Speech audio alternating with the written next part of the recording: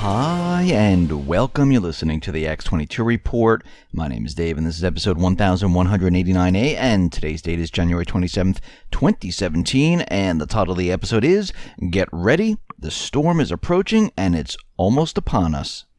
Let's get into the economic collapse financial news. Now, we're starting to see reality and illusion, well, they're starting to separate now. Obama's illusion, it's disappearing. Not fully, but slowly, but surely. And reality is going to set in. This is going to be a problem for many, many people. And what we're seeing is that the economy, not just here in the U.S., but around the world, it's starting to slow quite a bit. There was no buildup of the economy. The economy never improved. Actually, if you look at the unemployment around the world, it never really went anywhere. So they had to start manipulating all the numbers to make it look a lot better. Same thing with GDP. Same with pretty much all the statistical number that's coming out of all the governments. They needed to make it look like things were fine. And these are all the countries that are controlled by the private Western central banks. And of course, they tell us that the banks are stable. Well, we know they're not. These stress tests, well, another scheme to make us believe that everything is fine. These banks have no cash. These banks have nothing. They're insolvent. If you go to the bank, try to get some money out. Try to get $10,000 out. Try to get $50,000 out if you have it. You won't be able to do it. They'll transfer the funds for you, but they will not give it to you. And what we're seeing right now out in Greece is that it's not going as planned. Their debt load, what they needed to do to receive the bailout, how the corporate media, the EU were telling us that Greece is now doing a lot better. Well, they really aren't. That was, again, all propaganda to make you think that whatever they were doing was working and everything is great. But what we're seeing right now is that things are rapidly deteriorating in Greece. French Finance Minister Sapin warned that the window of opportunity for a deal is closing. And they're saying that, well, Greece bailout deal might not happen because there's a review coming up on February 20th, and Greece's Prime Minister, Alexis Tsipras, promised this week that the government would not pass any new austerity measures. There is no way we're going to legislate even €1 more than was agreed in the bailout, said Tsipras. And we can see they want more austerity. They want to take more of their assets. This is what this is all about. This is not about improving the country. This is about making the people suffer, going in and buying up the country's assets for the worthless paper. Well, actually, it's digital currency now, zeros and ones. And they're going to get the ports, they're going to get the airports, they're going to get the land, they're going to get the rail stations, they're going to get all of this. And this is what central banks do, private Western central banks. This is what they do because they are private, and their product is debt. Put the country into debt and steal whatever they have.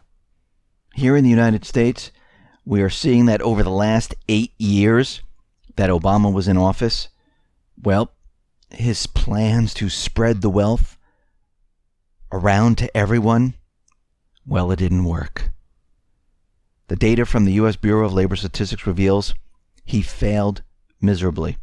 In fact, as Bloomberg points out, not only did income inequality not decline under Obama's reign, it actually surged to multi-decade highs, with people in the 90th percentile of all earners bringing home over 5 times the amount paid to the people in the 10th percentile.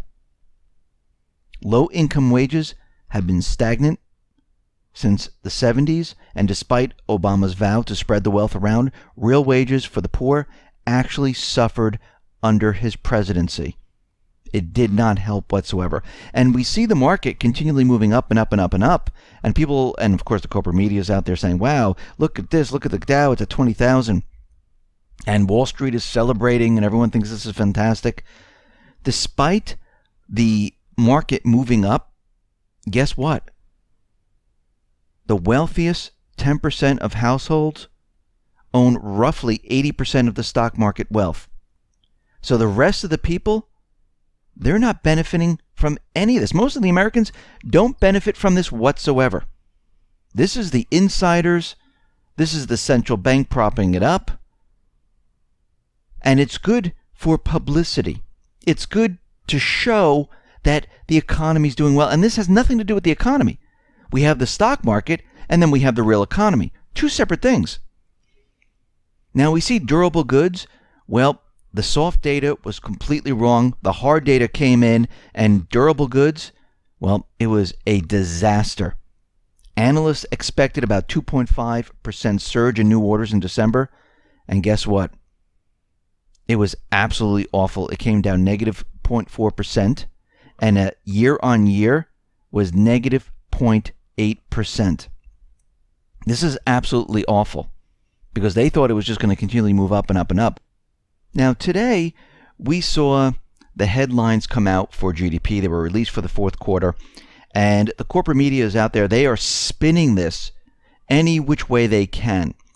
Some of the headlines are U.S. economy expands at 1.9%.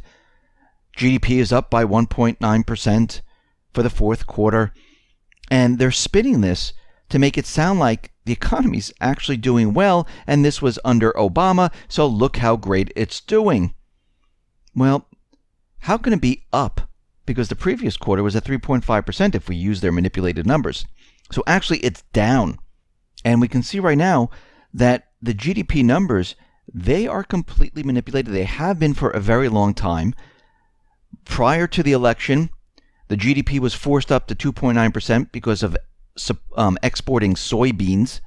Then they revised the number after the election to make it 3.5%. And we can see from shadow stats, the real GDP numbers, well, they're really in the negative range. So the entire year of 2016, the GDP number is 1.6%. To have firm growth, you need to be around 3%. Actually, President Obama was the first president not to have 1 year of 3% GDP growth. 8 years as president, did not have 1 year. What does that tell you? That tells you that we never had any type of recovery. There was no recovery. The whole thing was a complete illusion. And to keep this illusion alive, they had to manipulate this number. Because the real GDP number is in the negative range. Actually, I think Shadow Stats has it around negative 0.2%. That's how bad it is. And we can see right now that all of this is starting to fall apart. The illusion is melting away, and reality is coming through right now. And as we move forward, we're going to see more reality come through where these numbers are not going to be what everyone is talking about. They're going to be actually a lot worse. Now, I know the Fed, they've been talking about deflation. They're very afraid of this. They're also afraid of inflation. Well, we see Atlanta's Fed Deflation Probabilities Index. Well, it looks like there is no deflation because according to Atlanta's Fed Deflation Probabilities Indicator, it has fallen to 0%. So what we can see right now is say hello to inflation because that's what's coming. They've been hiding inflation. They've been shipping inflation out to the emerging markets. And we're going to see all of this come back to the United States. Now, everyone needs to get ready and prepared for the real estate bubble to pop. We're already seeing the housing market tremble as interest rates move up just a little bit. We see mortgage applications, they just completely imploded on themselves. And we're looking around and we're seeing that housing prices, not in the 20 cities, but everywhere else, the hundreds and hundreds of other cities, the real estate prices are starting to come down dramatically. And what we're seeing is that this entire market was propped up by keeping houses off the market. The banks were instructed to keep houses off the market when they foreclosed. Hedge funds, investment companies, foreign investment were coming in and buying up a lot of homes. A lot of them didn't sell it. They just kept them. off the market, maybe rented them if they could. But what we're seeing right now is that the Chinese funds that were coming in, the foreign investment that was coming into the United States because they were taking their currency from China and spending it here in the United States, not just in the United States, but in Vancouver, in Sydney, New York, all the areas where you saw real estate boom, well, it's coming to an end. Why? Because China just implemented capital controls. And what they're doing right now is saying that they cannot take their currency outside of the country. Customers must pledge money, won't be used for overseas purchases of property, securities, life insurance, or investment type insurance. Customers must give a more detailed account of the planned use of funds. Violators of foreign exchange rules will be added to the currency regulator's watch list. Denied foreign exchange quota for 3 years and subjected to anti-money laundering investigations. Customers must now confirm they aren't lending or borrowing quotas to or from other citizens. And more evidence that's coming in that this is actually happening is that the Chinese banks last month registered a net inflow under the capital account for the first time since the yuan's devaluation in August of 2015. So we are definitely seeing this happen, which tells us that real estate is going to take a major dive. All the things in real estate are working against it. Interest rates, prices declining, the drying up of foreign investment, and the economy deteriorating very quickly. People being laid off, stores closing, all of this is a complete disaster. We're seeing Japan is gearing up for a trade war since Trump ditched the Trans-Pacific Partnership. They're getting prepared for a trade war. Right now, Europe is moving ahead with a cashless society. They're not waiting.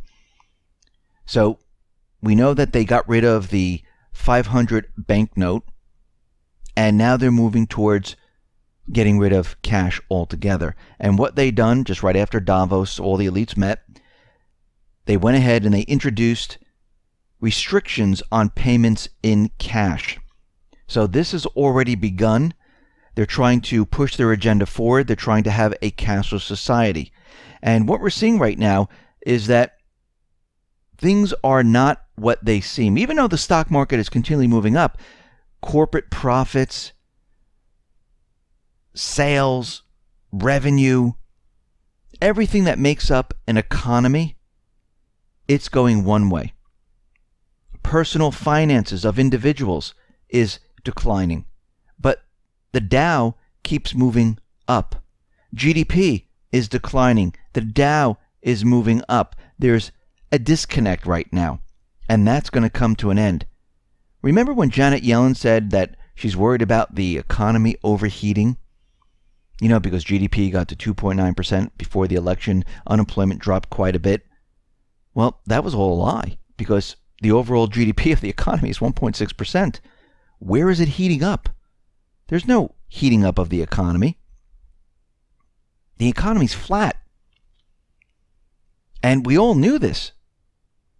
So what we're looking at is that the central bank was lying to the people. So let's run down the last 8 years in numbers. Since 2009, the U.S. debt has risen by $9 trillion. And Obama says that he created 11 million jobs. Well, most of them were part-time. Most of them were government jobs. And if you look at this, and we know that a lot of it's manipulated, when you look at this, you can see that